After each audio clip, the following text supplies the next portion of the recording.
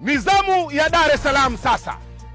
Wizara ya Katiba na Sheria inatarajia kuwa na kampeni kubwa ya msaada wa kisheria ya Mama Samia katika jiji lote la Dar es Salaam.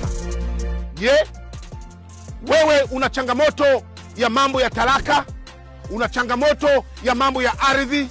Una changamoto ya mambo ya mirathi? Kampeni hii itazinduliwa tarehe 16 Juni 2025 katika viwanja vya Maturubai Mbagala na Mheshimiwa Waziri Mkuu Kassim Majaliwa mbunge.